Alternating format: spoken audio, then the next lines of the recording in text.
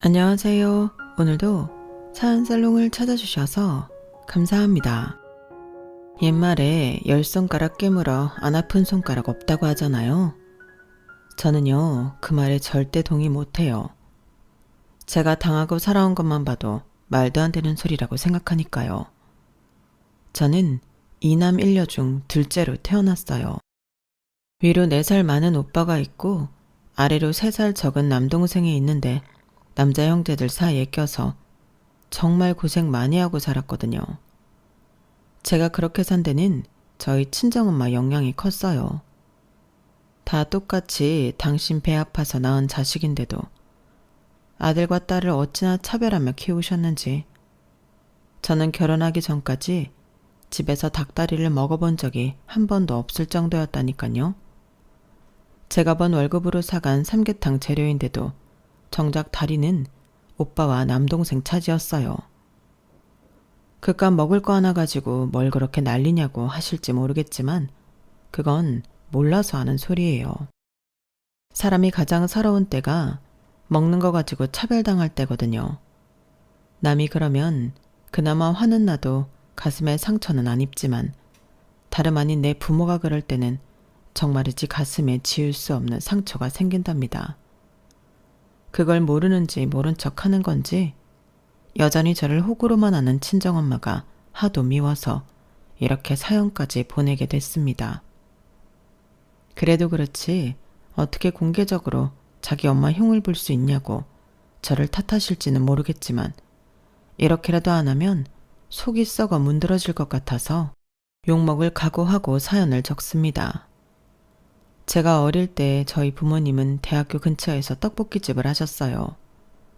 말이 떡볶이집이지 제육덮밥부터 김치볶음밥, 찌개 종류까지 온갖 메뉴까지 하셨기 때문에 가게는 늘 손님들로 북적였어요.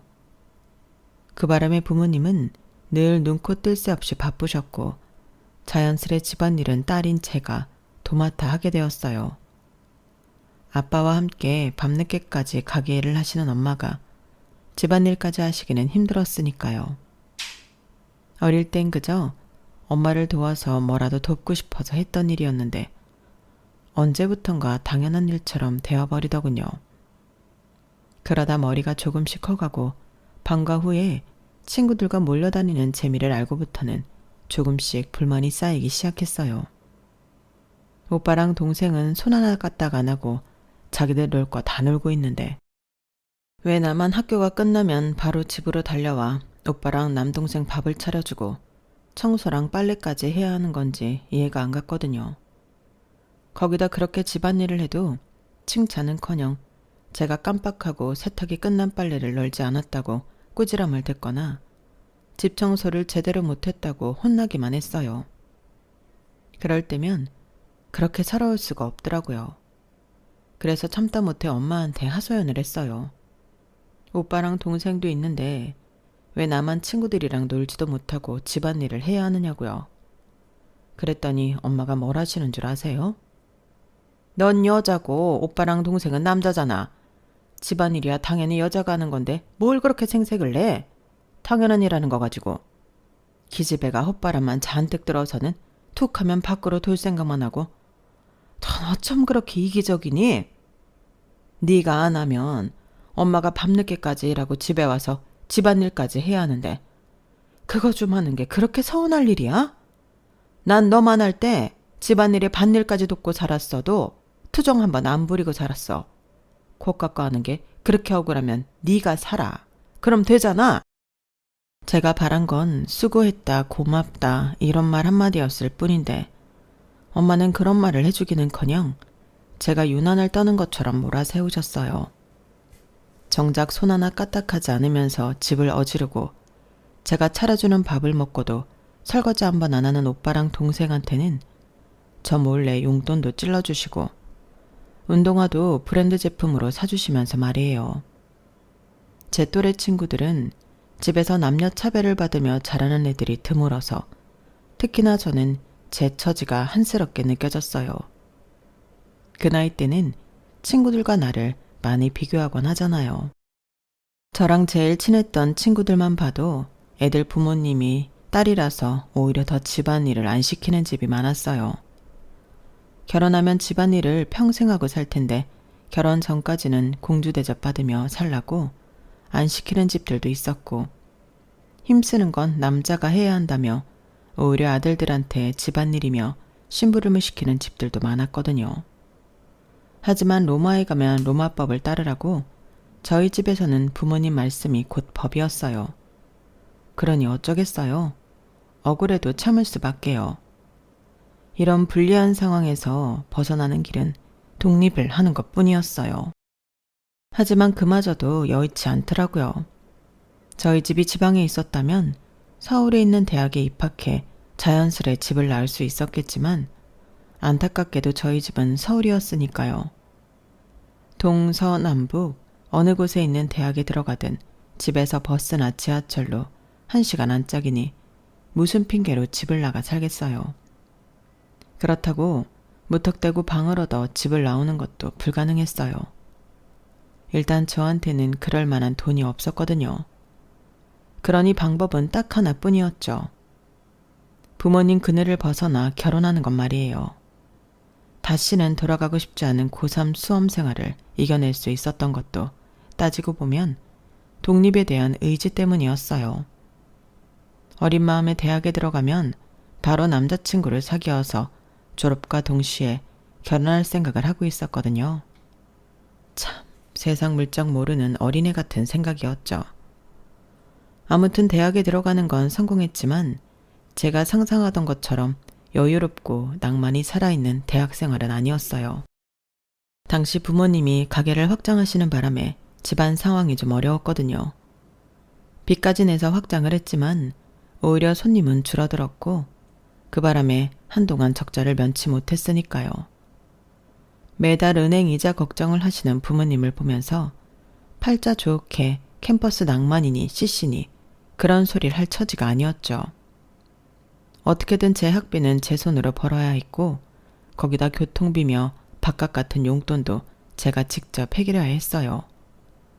그래서 학기 중에는 과외도 하고 빵집 알바도 했고 방학 중에는 같은 과 동기 소개로 모 기업에서 간단한 자료조사 아르바이트도 했어요. 그러다 그곳에서 지금의 남편을 만나게 되었죠. 당시 남편은 막 대리로 승진한 참이었는데 성격도 좋고 일처리도 확실한 사람이라서 주변 평판이 좋았어요. 사회생활에 대해 잘 모르는 제 눈으로 봐도 확실히 일을 잘한다는 걸 알 수 있겠더라고요. 거기다 필요한 말과 필요하지 않은 말을 잘 구분하는 사람이라서 회사 내에 적이 없었어요. 특히 부장님도 무척 아끼는 게 보이더라고요. 주변에서 하도 인기가 좋아서 그랬을까요? 이상하게 저도 남편한테 눈길이 가더라고요. 사실 생김새만 봤을 때는 그냥 평범한 아저씨인데 말이죠. 그렇게 곁에서 곁눈질로 남편을 살피기만 했었는데 그러다 드디어 제대로 말을 해보게 된 거예요. 원래 아르바이트생들은 회식 자리에 끼워주지 않는데 그날은 운 좋게도 저만 회식 자리에 가게 된 거예요. 아르바이트생들이 다들 퇴근하고 저 혼자 사무실에 남아 정직원들 업무를 돕고 있었는데 부장님이 오셔서는 회식을 하자고 하시더라고요. 눈치껏 빠지라고 했더니 남편이 나서서 그러더라고요. 혜원씨, 같이 가요. 며칠 동안 같이 고생했잖아요. 부장님, 그래도 되죠? 이렇게까지 말하는데 누가 안 된다고 그러겠어요. 부장님은 당연히 그러라고 하셨죠. 그렇게 난생 처음 직장인들의 회식 자리에 가게 되었어요. 사무실에서 볼 땐 눈에 보이지 않는 벽이 느껴졌었거든요. 이들은 정직원이고 나는 그저 2달짜리 아르바이트생이라는 걸 매 순간 느낄 정도로요. 그런데 고깃집에 둘러앉아 같이 술잔도 부딪히고 이런저런 사적인 얘기도 나누다 보니까 순간 나도 이들과 동료라는 생각이 드는 거예요. 물론 그날 잠깐이긴 했지만요. 제가 그런 감정을 느끼게 된 건 아무래도 남편 덕분이 아니었나 싶어요. 남편은 그날 제 앞자리에 앉아 있었는데 제가 지금까지 저희 집 남자들한테서 받아보지 못한 배려와 보살핌을 받을 수 있었거든요. 불판 앞에 앉자마자 집에서 늘 그랬듯이 저는 고기를 구우려고 집게를 손에 쥐었어요. 그랬더니 남편이 얼른 집게를 뺏어들면서 이러는 거 있죠. 이런 건 남자가 하는 거예요. 혜원 씨는 그냥 맛있게 먹기만 해요. 이래봬도 내가 고기 좀 구울 줄 알거든요. 저희 어머님이 갈비집을 하셔서 대학생 때도 어머니 가게에서 아르바이트를 했어요. 고기 잘 굽는다고 손님들한테 팁도 엄청 받았다니까요. 혹시라도 제가 무안할까봐 남편은 평소보다 말도 많이 하고 고기를 굽는 족족 제 접시에 올려주었어요. 뿐만 아니라 과장님이랑 부장님이 연이어 주시는 술도 저 대신 흑기사를 해주었어요. 지금껏 받아본 적 없는 대접이라서 얼떨떨하기도 하고 가슴 설레기도 했어요. 안 그래도 내심 관심이 있던 남자였는데 저한테 잘해주기까지 하니까 완전 혹하고 넘어가 버린 거죠.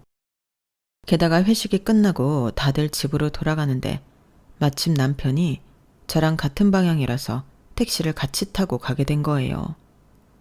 좁은 차 안에서 술 냄새도 살살 풍기고 고작 한 잔이긴 했지만 알코올이 들어가 그런가 기분도 알딸딸하고 아무튼 묘하게 붕 떠있는 기분이 들었어요. 넥타이를 살짝 느슨하게 푼 남편을 보니 더 기분이 싱숭생숭해지더라고요. 학교에서 보던 남학생들과는 확실히 다르게 어른스럽기도 하고 왠지 기대고 싶은 마음이 들 정도로 믿음직스럽더라고요. 집까지 가는 내내 남편이 무슨 얘기를 했는지 솔직히 기억이 하나도 안 나요. 그저 남편이랑 나란히 앉아있는 그 순간이 좋았으니까요. 그리고 다음날 회사에 출근을 했는데 저를 바라보는 여직원들 눈빛이 좀 매섭더라고요. 저만 그렇게 느낀 게 아니라 저랑 같이 사무 보조일을 하고 있던 아르바이트생들 눈에도 그게 보였던가 봐요. 저랑 친한 알바생 하나가 저를 탕비실로 부르더니 그러더라고요. 혜원아, 너 어제 뭐 실수한 거 있어? 아침부터 여직원들이 네 얘기를 하는 것 같더라고. 윤 대리님한테 꼬리를 친다나 뭐라나. 암튼 분위기가 안 좋으니까 오늘은 눈에 띄는 짓 하지 마. 어차피 이번 달이면 알바도 끝나고 안 볼 사람들이지만 그래도 여기 있을 때까지는 잘 지내는 게 낫잖아. 조언이 고맙기는 했지만 솔직히 저는 이해가 안 갔어요.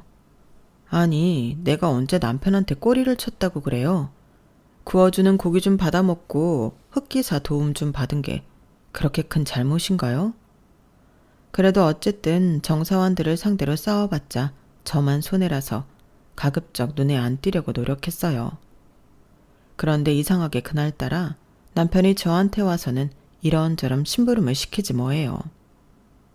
남편이 제자리로 올 때마다 여직원들이 힐끗거리며 우리 둘을 살피는 게 보이는데도 남편은 몰라서 그러는지 알면서도 모른 척하는 건지 신경도 안 쓰는 거예요. 중간에서 저만 죽을 맛이었죠. 그런데 점심시간을 앞두고 남편이 사람들 보는 데서 제게 그러는 거 있죠. 혜원 씨, 내가 오늘 많이 힘들게 했죠. 대신 점심은 내가 살 테니까 이따 점심 같이 먹어요. 그 말에 하마터면 빽 소리를 지를 뻔했어요. 이 남자가 눈치는 엿바꿔 먹었나? 여직원들이 아까부터 눈에 레이저가 뿜어 나올 정도로 우릴 보고 있는데 무슨 점심을 같이 먹어? 답답한 마음에 속이 안 좋아서 점심을 굶을 생각이라고 둘러댔어요. 그랬더니 이 남자가 글쎄 점심시간에 저 먹으라고 숙취해소제랑 죽을 사왔지 뭐예요. 멀쩡한 속에 숙취해소제와 죽을 먹게 된 저는 안 되겠다 싶어서 솔직하게 말했어요. 실은 아침부터 사무실 사람들이 저를 보는 눈이 이상해요. 아무래도 제가 윤 대리님한테 꼬리친다고 생각하는 것 같아요. 그래서 그런데 가급적이면 저한테 말을 안 걸어주시면 안 될까요? 이 정도로 대놓고 말했으면 알아듣겠거니 생각하고 자리에서 일어나려는데 남편이 저를 막아서는 거예요. 알아요. 사람들이 뭐라고 하는지. 그런데 지금 꼬리치는 건 혜원 씨가 아니라 나예요. 내가 혜원 씨한테 들이대고 있는 거라고요.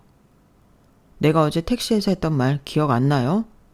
나 혜원 씨가 마음에 든다고 잘해보고 싶다고 했잖아요. 혜원 씨도 그렇다고 해놓고선 갑자기 왜 이래요? 혹시 어제 술김에 한 소리였어요? 솔직히 하나도 기억이 안 났어요. 남편이 했던 말도 그렇고 제가 했다는 말로요. 그래서 놀란 표정으로 입만 떡 벌리고 있었더니 남편이 되려 황당하다는 듯 한숨을 쉬더라고요. 그런데 정말 저는 아무것도 기억이 안 났거든요. 이 상황이 답답한 건 남편이 아니라 오히려 저라고요. 아니 그렇잖아요. 다른 것도 아니고 그 중요한 고백을 받았다는데 내가 기억을 하면 이러고 있었겠어요? 남편도 제 반응을 보고는 제가 정말 몰랐다고 생각했는지 표정과 목소리가 많이 부드러워졌어요. 그럼 어제는 몰랐다 치고 오늘은 어때요? 나랑 사귈 생각 있어요? 그동안 사람들 앞에서 자기 주장이 강했던 것도 아니고 상대를 불편하게 하는 말은 안 하는 사람이라서 몰랐는데 은근히 저돌적인 사람이더라고요. 제가 불편해하는 걸 뻔히 보면서도 기어이 대답을 들으려는지 꼼짝도 않고 제 앞에 서 있는 거예요. 그래서 생각 끝에 고개를 끄덕였죠. 그랬더니 세상 다 얻은 사람처럼 환하게 웃으면서 밥 먹으러 가자고 그러네요. 그날 회사 근처에서 남편과 함께 밥을 먹는데 밥이 코로 들어가는지 입으로 들어가는지 모를 정도였어요.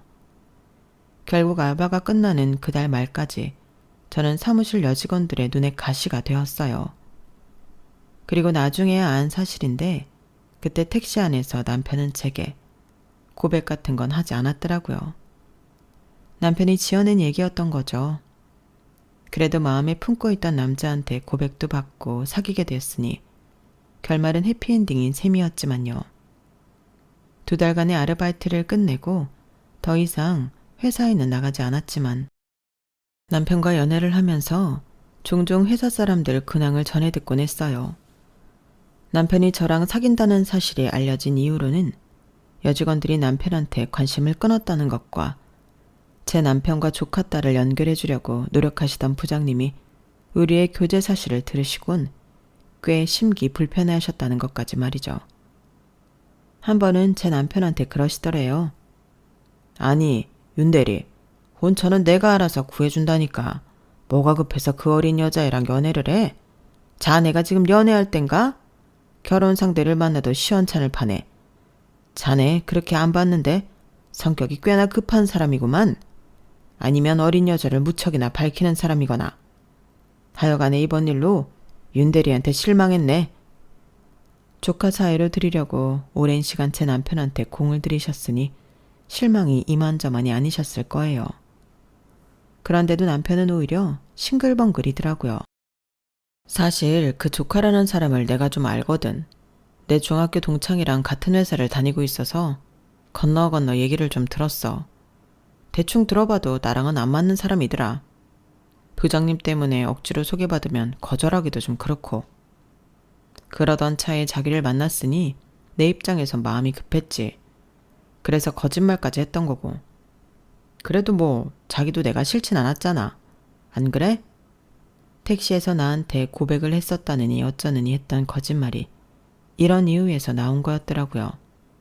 뭐 그 바람에 사귀게 됐으니 잘 됐다고 해야겠지만요. 대학에 입학해서 3년이 되도록 소개팅 한 번 안 했던 제가 뜬금없이 직장인 남자친구가 생겼다고 하자 같은 과 동기들은 꽤나 놀라는 듯 했어요. 얌전한 고양이 부뚜막에 먼저 오른다고 동기들이 저더러 얌전 떠는 고양이라고 부르곤 했거든요. 4학년이 되고 본격적으로 취업 준비를 할 때 남편은 물심양면으로 저를 도와주었어요. 용돈이며 학원비도 대주고 모의 면접 준비도 도와주었거든요. 당시 저희 집은 상황이 많이 안 좋았는데 가게를 확장한 이후로 장사가 잘 안 되는 데다 아빠가 과로로 쓰러지셔서 병원 신세까지 지고 계셨거든요. 조금만 늦게 발견했으면 정말 큰일 날 뻔했을 정도로 아빠 상태가 위급했어요. 아빠가 병원에 입원해 계시는 동안 가게를 엄마가 도맡아 운영하셨는데 장사가 안 되다 보니 사채를 빌려 쓰게 되셨나 봐요. 남동생 학원비에 생활비, 아빠 병원비까지 나갈 돈은 수두룩한데 들어오는 돈은 적으니 어쩔 수 없는 선택이었던 거죠.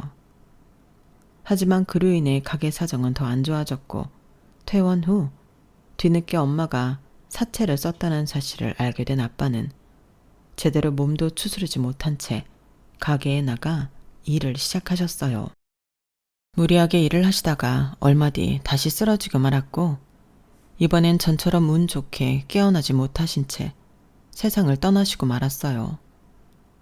결국 엄마는 아빠 장례식 이후 가게를 정리해서 빚을 갚고 예전처럼 작은 규모로 다시 가게를 여셨어요. 그나마 다행인 건 제가 졸업 전에 취업에 성공했다는 거였죠. 그런데 기쁨도 잠시, 첫 월급을 타자마자 엄마가 바로 돈 얘기를 꺼내시더라고요. 제 월급을 내놓으라는 거였죠. 집이 이 모양인데 딸이 돼서는 집에 월급 가져오는 건 당연한 거지. 너야 대학까지 잘 마쳤지만 네 동생 생각도 해야지. 그러니 월급에서 차비랑 밥값만 빼고 다 가져와. 엄마, 어떻게 그래? 직장 생활하려면 옷이나 구두도 사야 하고 동료들 경조사비까지 나갈 돈이 한두 푼이 아닌데. 그리고 엄마는 왜 나한테만 월급 가져오라 그래? 오빠는 나보다 더 버는데도 월급 가져오란 소리 안 하잖아. 오빠랑 너랑 같아? 남자는 수중에 돈이 없으면 어깨가 움츠러든다고. 넌 네 오빠가 돈 없어서 남들 앞에서 빌빌거리고 살면 좋겠니? 남자는 자고로 안에서 대접을 받아야 밖에서도 길을 펴고 사는 법이야. 그러니 네 오빠한테는 괜한 소리 하지 마라. 집이 이 꼴이 됐는데도 저희 오빠는 겨울이면 친구들이랑 스키장에 다니고 여름이면 해외 휴양지로 여행을 다니곤 했어요. 무력은 어찌나 많은지 분수에 맞지 않는 명품 지갑에 명품 구두, 언젠가는 한 달치 월급을 다 털어야 할 만큼 비싼 명품 양복까지 사 입었더라고요. 그런데도 엄마는 이제 겨우 직장인이 된 저희 쥐꼬리만한 월급을 탐내시다니 정말 해도 너무한다는 생각이 들었어요. 지금까지 남편한테 신세진 게 있어서 이제는 저도 좀 데이트 비용도 내고 선물도 해주고 싶었는데 어림도 없게 된 거죠. 그래서 남편한테 하소연을 했더니 남편이 그러는 거예요. 그럼 우리 결혼을 좀 서두를까? 같이 살면 자기가 버는 돈은 집에 보태고 내 월급으로 둘이 살면 되잖아. 뭐라고? 자기가 왜 그렇게까지 해? 그리고 결혼은 뭐 빈손으로 해? 지금 우리 집 사정으로는 나 혼수도 못 해줘. 내 월급까지 가져다 쓸 판국인데 결혼은 어림도 없지. 자기가 나랑 결혼하겠다고 하면 방법이야 찾으면 되는 거지. 우리 그냥 이참에 확 결혼해버릴까? 그 말에 흔들리지 않았다면 거짓말일 거예요. 어릴 때부터 집을 나가는 게 일생일대 제 꿈이었으니까요. 하지만 결혼은 맨손으로 하나요? 아직 모아둔 돈도 없고 앞으로도 돈을 모을 수 있을지 없을지 모르는 판에 무슨 결혼을 해요. 그래서 그때는 그냥 지나가는 말로 넘기고 말았는데 남편은 꽤 진심이었던가 봐요. 아무래도 나이가 있어서 그랬는지 모르겠지만요. 결혼 얘기가 처음 나오고 얼마 뒤 남편이 퇴근길에 저희 회사까지 왔더라고요. 뜬금없이 갈비를 사준다고 저를 끌고 갔는데 도착하기 몇 분 전에야 이실직고를 하더군요. 어머님이 저를 보고 싶어 하셔서 어머님이 운영하시는 갈비집에 가는 길이라고요. 그 말을 듣는데 순간 화부터 나더라고요. 당시만 해도 결혼을 하게 될지 말지 모르는 상황이긴 했지만 그래도 남자친구 어머님을 뵙는 자리인데 옷차림도 그렇고 선물도 준비 못한 채 간다는 게 좀 그렇잖아요. 우리 엄마는 그런 거 안 따져. 그리고 따로 만나는 것도 아니고 밥 먹으러 가게에 들리는 건데 뭘 준비하냐? 정 그렇게 걱정되면 가는 길에 빵집에 들러서 파운드 케이크라도 하나 사가자고. 저와 달리 매사 좋은 게 좋은 거라는 식의 남편 때문에 평소 당황하게 되는 일이 많긴 했지만 이번처럼 당황스러운 적도 없었어요. 결국 근처 빵집에 들려 파운드 케이크와 가게 직원분들이 드실 빵을 샀어요. 남편 말로는 그냥 평범한 갈비집이라고 해서 그런가 보다 했는데 막상 가보니 야외에 별관도 있고 전체 규모도 크고 손님도 엄청 많더라고요. 남편 말로는 평일이라서 그나마 적은 편이라고 하더군요. 주말에는 본관, 별관 할 거 없이 손님들로 꽉 찬다고 말이죠. 여기에 비하면 저희 가게는 소꿉장난을 하는 거에 불과했어요. 연락도 없이 찾아가는데도 어머님은 놀라시기보다는 무척 반가워하셨어요. 퇴근하고 바로 왔다고 하니까 손수 밥상부터 차려주시더라고요. 제가 밥을 먹는 동안 어머님은 제게서 눈을 떼지 못하셨어요. 직접 구운 고기를 제 밥숟가락 위에 올려주시고 하나라도 더 먹이시려고 반찬을 이것저것 내오시더라고요. 내가 딸이 없어서 그런가? 어쩜 이렇게 다 예뻐 보이나 모르겠네. 밥 먹는데 자꾸 쳐다봐서 미안해요. 안 그러려고 하는데도 다들 모르게 자꾸 눈길이 가요. 남편이 처음 회식 자리에서 그랬던 것처럼 어머님은 다 익은 고기를 제 앞접시에 잔뜩 올려주셨어요. 그래, 식은 언제 올릴 거예요? 우리 애 말로는 당장이라도 결혼식을 올리고 싶다고 하던데. 예식장 잡기 곤란하면 우리 가게 야외에서 하는 건 어떨까요? 식사는 본관에서 하면 되니까. 요즘은 스몰웨딩이 유행이라 그런가? 종종 우리 가게에 결혼식 의뢰가 들어와요. 별관 정원에 조경을 잘 꾸며놔서 그런가 야외 결혼식 하기 괜찮더라고요. 마치 진작부터 생각해 두신 것처럼 어머님께서는 결혼식에 대한 세세한 구상까지 전하시며 제 반응을 살피셨어요. 그러자 남편은 맞장구를 치며 엄청 좋아하더라고요. 요즘은 예식장 잡기도 힘들다는데 여기서 하면 일정 잡기도 편하고 따로 돈도 안 들고 좋잖아요. 어머, 너무 내 생각만 하는 건가? 젊은 사람들은 이런 데서 하는 게 싫을 수도 있는데 말이에요. 어머님은 혹시라도 제가 싫다고 할까봐 지레 걱정을 하셨어요. 솔직히 제가 싫을 이유가 없었죠. 어머님 말씀대로 돈도 안 들고 날짜도 우리 편히 가보며 잡을 수 있는걸요. 게다가 어머님이 왜 이곳에서 하라고 하시는지 그 이유도 알고 있고요. 제가 결혼 자금이 없다고 했던 걸 아들한테 전해드리시곤 어떻게든 부담을 지우지 않으시려고 그런다는 걸 제가 왜 모르겠어요. 남편도 그렇고 시어머니도 그렇고 저를 배려해주는 마음이 제 부모 형제들보다 훨씬 나았어요. 그 마음을 알기에 저도 자꾸만 결혼을 하는 쪽으로 흔들리더라고요. 이런 사람들과 가족이 되면 얼마나 좋을까 하는 생각에 말이죠. 그래서 두 눈 꼭 감고 남편 뜻대로 결혼을 하기로 마음먹었어요. 신혼집은 어머님이 살고 계신 집을 리모델링해서 살라고 하시더라고요. 아들을 장가 보내고 나면 어머님 혼자 그 큰 집에서 살기 그렇다면서요. 어머님은 가게 근처에 작은 집을 따로 알아보시겠다고 하길래 그럴 거 없이 같이 사시자고 했어요. 돈 한 푼 없이 맨몸으로 시집가는 주제에 어머님을 내쫓고 그 집에서 사는 게 마음에 걸렸거든요. 처음엔 한사코 거절을 하시던 어머님도 저랑 남편이 계속해서 졸랐더니 결국엔 못 이기시는 척 그러기로 하셨어요. 대신 함께 사는 집이니 혼수는 따로 해올 거 없이 어머님이 해주시겠다고 하시더군요. 염치 없는 건 알지만 저로서는 당장 가진 게 없었기 때문에 넙죽 받기만 했네요. 이미 결혼식부터 살집까지 다 준비를 한 채 엄마한테 결혼하겠다는 말을 꺼냈어요. 당연히 엄마는 펄쩍 뛰셨죠. 그런데 그 이유가 참 어이가 없더라고요. 그럼 막내 대학 등록금은 어쩌고? 네 월급 없으면 당장 다음 학기 등록금은 어쩌냐고. 이제 겨우 돈 벌기 시작해서 한시름 놓는가 했더니 벌써부터 결혼해서 집 나갈 꿈이냐? 넌 어쩌면 이렇게 양심이 없어. 동생 생각은 하나도 안 해? 이렇게 이기적인 걸 딸년이라고 키운 내가 미친년이지. 엄마는 가진 것도 없이 결혼하겠다는 딸 걱정은 안 되고 막내 아들 등록금 걱정만 돼? 애초에 그걸 왜 내 월급으로 내야 되는 건데. 오빠는 지 쓸 거 다 쓰고 사는데 왜 내 월급은 내가 아니라 막내를 위해서 써야 하느냐고.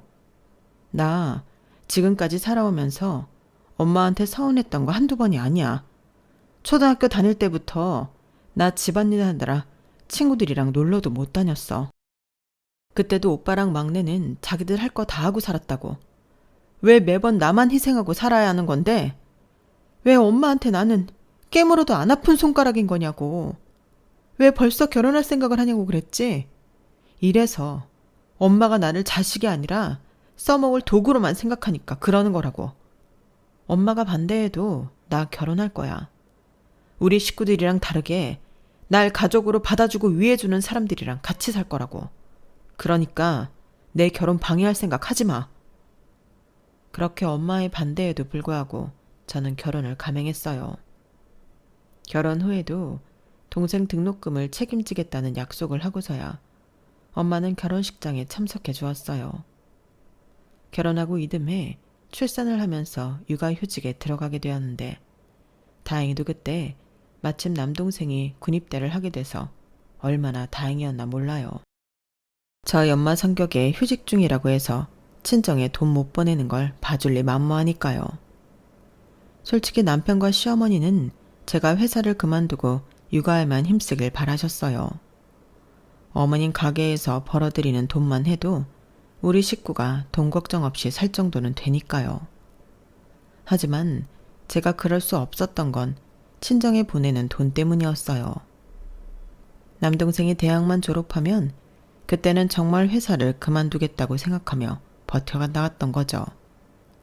직장 생활을 하며 자식을 키우는 여성분들은 어린 자식을 떼놓고 출근하는 순간이 얼마나 지옥 같은지 잘 아실 거예요. 엄마랑 떨어지기 싫어서 저만 보면 고사리 같은 손으로 옷자락을 꼭 치는 걸 볼 때마다 가슴이 무너지곤 했거든요.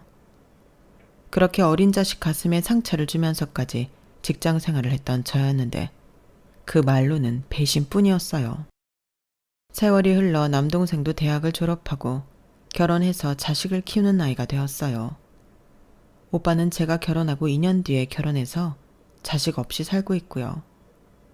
그런데 재작년 가을이던가요? 작은 올케가 웬일로 제게 전화를 했더라고요. 언니, 어머님 정말 이상한 거 아세요? 아니, 아주버님은 집도 있고 처가에 돈도 많아서 살만한데도 굳이 어머님 집을 아주버님한테 주는 이유가 뭐래요? 솔직히 우리는 집도 전세고 애도 있잖아요. 그런데 꼴랑 돈도 안 되는 가게 물려주시는 걸로 퉁치시려 들더라고요. 같은 아들인데 장남이랑 처남을 이렇게 차별해도 되는 거예요? 그 말을 듣는데 헛웃음이 났어요. 그러니까 엄마가 사시는 집을 오빠한테 주고 가게는 막내한테 줬다는 얘기잖아요. 작은 올케는 그마저도 성에 안 찬다고 저한테 고자질하러 전화한 거고요. 지금까지 친정에 돈을 지지고 살아온 저는 정작 10원짜리 동전 하나 못 받았는데 말이죠. 그래서 한마디 했더니 올케가 정색을 하며 그러네요. 어머머? 언니 지금 우리 그이 대학 등록금 좀 내줬다고 생색내시는 거예요? 아니 그게 언제적 일인데 아직까지 마음에 담고 계세요. 그리고 아주버님이랑 언니는 부모님 덕보고 살았잖아요. 우리 그이만 집이 어려워지는 바람에 고생한 거 다 아는데 그깟 걸로 생색을 내시니까 듣기 좀 그러네요. 전화 끊을게요. 괜히 언니한테 전화했다가 기분만 더 상했어요. 이렇게 전화를 끊고 난 이후로 올케는 제게 다시는 연락을 하지 않았어요. 오빠네는 원래부터 저를 비롯해 동생네랑도 연락을 잘 안 하고 살았고요. 말로는 잘 사는 처가 식구들하고만 교류하며 산다고 하더라고요. 원래 오빠는 돈 앞에서는 부모도 형제도 없는 사람이라서 놀라울 것도 없었어요. 그런데 그렇게 2년이 흐른 지금 황당한 일이 벌어진 거예요. 두 아들한테 전 재산을 다 넘겨줬던 엄마가 저희 집에 찾아와서 난동을 부리지 뭐예요. 그날은 집에 시어머니 혼자 계셨는데 저희 엄마가 옷가방을 들고 찾아와서는 다짜고짜 앞으로 이 집에서 살겠다며 시어머니한테 이러셨다는 거예요. 사돈, 지난 10년 동안 내 딸이 사돈 모시고 살았으니 이젠 내 차례 아닙니까? 하나뿐인 내 딸 자식 사돈이 부려먹고 살았으면 이제 저한테 양보하실 때도 된 거 아니냐고요. 사돈이야 가게 장사도 잘 되니 먹고 사는 게 문제겠어요? 하지만 저는요, 이제 집도 절도 없는 처지라서 여기 아니고서는 갈 데가 없답니다. 그러니 그 방은 나한테 넘기시고 사돈은 따로 살지 말아보세요. 그리고 시어머니 침대에 대자로 누워서는 꿈쩍도 않으신 거예요. 시어머니 전화를 받고 뒤늦게 달려온 저는 시어머니 침대를 차지하고 있는 엄마를 보고는 입이 떡 벌어졌어요. 엄마, 여기서 뭐 하는 거야? 빨리 일어나. 도대체 왜 이러는 거냐고. 그러자 엄마는 벌떡 일어나며 그러시는 거예요. 왜 이러긴? 아들 자식들한테 버림받고 내 딸년이랑 살려고 왔다. 왜? 그러면 안 돼? 너도 나 버리고 돈 많은 시어머니만 모시고 살 생각이냐? 아휴, 내가 자식을 헛기웠지. 늙음하게 자식들한테 버림받고 길바닥에 나 앉을 줄 누가 알았겠냐고. 아우, 서러워라. 아우, 내 팔자야. 엄마는 애처럼 서럽게 엉엉 울면서 주먹으로 가슴을 치셨어요. 그리고는 오빠와 동생이 엄마 재산만 빼먹고 딸네 집에 가서 살려며 내쫓은 일을 세세하게 털어놓았어요. 집만 주면 엄마를 모시고 살겠다고 했던 오빠와 가게만 물려주면 엄마 노후는 자신이 책임지겠다고 했던 동생은 둘이 짝이라도 한 것처럼 약속을 지키지 않았다고 하더군요. 그런 아들들한테 야속하긴 했지만 어떻게든 혼자 힘으로 살아보려고 식당 설거지를 하며 사려보러 발버둥 쳤지만 류마티스가 심해져서 더는 일을 못하게 됐다고 하셨어요. 그럼 왜 진작 나를 찾아오지 않았냐고 했더니 오빠랑 동생한테 전 재산 물려준 거 들킬까봐 그랬다네요. 저는 진작부터 알고 있었는데 말이죠. 네가 알면 네 오빠랑 막내한테 찾아가 네 목 떼어달라고 그럴 거 아니야. 법적으로 소송을 걸겠다고 할 수도 있고. 그러니 어떻게 너한테 연락을 하겠니? 다른 건 몰라도 내 새끼들끼리 법정 싸움하는 건 못 본다. 그런 엄마를 가만히 내려다보시던 시어머니는 서랍에서 명함 한 장을 꺼내셨어요. 그리고는 친정 엄마한테 건네시더군요. 제가 잘 아는 변호사입니다. 저희 가게 상호 되시면 알아서 일 처리해 줄 테니 그만 일어나세요. 그러게 두 아들한테 하듯 하나뿐인 딸도 좀 아껴주시지 그랬습니까? 두 아들들이 사부인 재산만 빼먹고 나 몰라라 할 걸 정말 모르셨어요? 제가 보기엔 처음부터 알고 계셨을 것 같은데요. 하나를 보면 열을 한다고 자식 키우면서 이놈이 어떤 성정을 지닌 놈인지 다 아셨을 거 아닙니까? 혜원이가 재산 떼어달라 그럴까봐 그동안 연락 안 하셨다고요. 어쩜 그렇게 자신 딸을 모르십니까? 얘가 어디 그러랍니까? 안사돈 하는 걸 보면 솔직히 도와주고 싶은 마음이 손톱만큼도 없지만 내 며느리 가슴 아플까봐 변호사 대드리는 겁니다. 가서 아들들한테 뺏긴 집이랑 가게 되찾으시고 다시는 내 며느리 가슴에 못질하지 마세요. 사부인 재산 안 주셔도 됩니다. 내 며느리한테는 내가 내 재산 떼어줄 테니까요. 대신 이 집에서 나가기 전에 며느리한테 사과는 하세요. 딸 자식 가슴에 수없이 못 박은 거, 두 아들이랑 차별해서 눈물 흘리게 만든 거 하나도 빠짐없이 사과하시라고요. 늘 온화한 모습만 보이시던 시어머니는 그날만큼은 사나운 호랑이처럼 저희 엄마를 다그치셨어요. 그 기세에 눌려서 그랬는지 아니면 뭔가 깨달은 게 있어서 그랬는지 엄마는 눈물을 글썽이며 제게 사과를 하셨어요. 그 모습이 안쓰럽기는 했지만 그렇다고 지금까지 살면서 엄마한테 받은 차별의 상처가 아물지는 않더라고요. 상처가 너무 깊어서 그런지도 모르겠네요. 그날 엄마는 그 길로 나가서 어머님이 알려준 변호사를 찾아가셨어요. 그리고 얼마 뒤 엄마와 두 아들 간의 법정 싸움이 시작되었어요. 평생 두 아들을 애지중지하던 엄마가 그 아들들을 상대로 법정 싸움을 하다니 상상도 안 되는 일이었지만 그래서 더 기분이 묘하더라고요. 왜 이렇게까지 됐을까 하는 안타까움도 있지만 한편으로는 쌤통이다 싶었어요. 아직 판결은 나지 않았지만 남편 말로는 어머님이 재산을 되찾으실 수 있을 거라고 하는데 그렇게 된다고 해도 저는 신경 안 쓰고 살려고요. 엄마 재산에 관심도 없을 뿐더러 저를 자식으로 생각지도 않는 사람한테 신경을 쓰고 싶지 않거든요. 차라리 친정 엄마보다도 저를 더 아껴주시는 시어머니 생각을 해드리는 게 나으니까요. 엄마가 아들들과 저를 차별했던 것처럼 이제는 저도 엄마를 시어머니와 차별할 생각이에요. 당해봐야 자신이 얼마나 잘못했는지 잘 알게 될 테니까요. 지금까지 제 사연을 들어주셔서 감사합니다. 소중한 가족들과 항상 행복하세요. 여러분, 사연 댓글에 응원과 현명한 조언 부탁드려요. 좋아요와 구독은 저에게 큰 힘이 됩니다. 오늘도 좋은 일 가득하세요.